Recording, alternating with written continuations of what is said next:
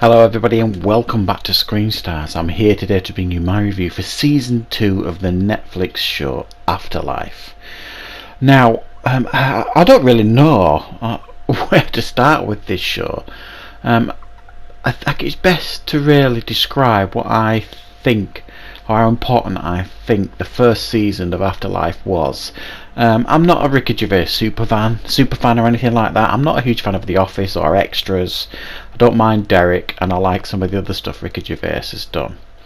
But when I watched Afterlife last year, I found it one of the most beautiful shows I'd ever seen. It was hilariously funny, but genius writing, and it was just a really impactful, heartwarming show, and something really, really special. So I really thoroughly enjoyed it. So I wasn't sure how to feel about season 2 because I thought season 1 was so perfect.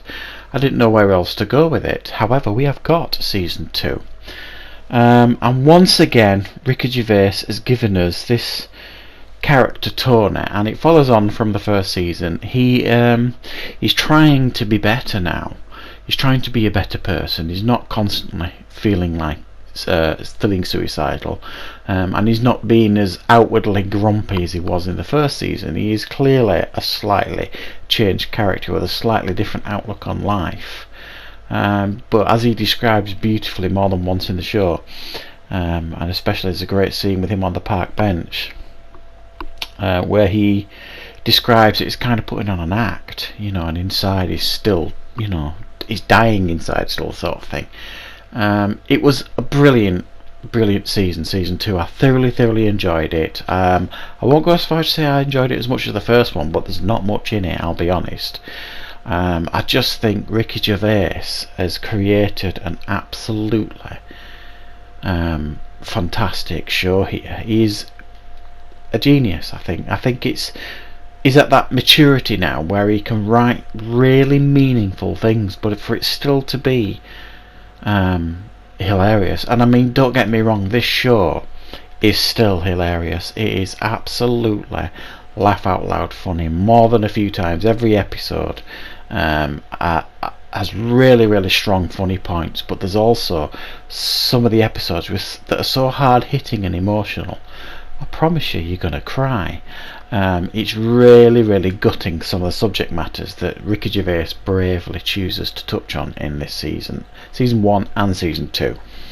But some of the things he also decides to focus on from a comedic aspect is just brilliant. And in this season, I mean, some of the high points are some of the people that he interviews for the local paper. Every single one of them's bonkers in their own way, and they're very funny sequences. The psychiatrist, the editor at the newspaper is seeing the psychiatrist that Ricky Gervais was seeing last season, and he's the worst psychiatrist ever on the face of the earth. It is so funny how terrible he is.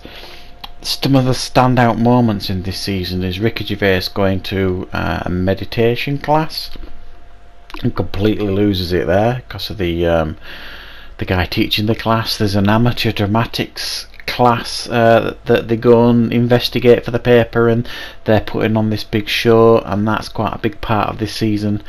That's very funny, those segments, and especially when they put on the show, really funny stuff. There's some really moving things between Ricky Gervais's character Tony and his relationship with his dad, and they touch on grief there. Fantastic. And the on-off relationship between Tony and the nurse at the old people's home where his dad is staying. At the end of last season, you thought everything was okay and they were going to have a relationship. Well, in this season, you see that wasn't exactly the case, and they deal with that consistently throughout this season, and it's a really nice arc.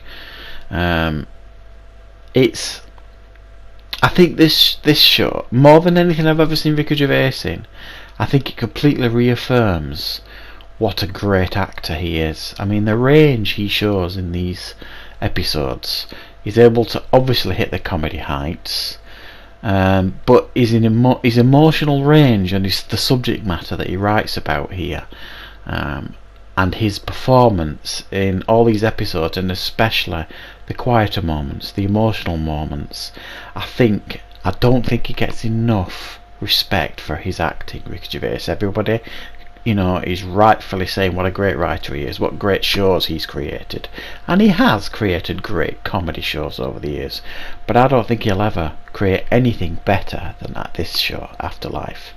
It is hard hitting, it is relevant, it is damn funny, I mean completely and utterly hilarious, great characters, great actors playing all the parts, very, very British. It's gonna stand the test of time. It's something you will be able to watch 20 years, 30 years from now, and it still have meaning.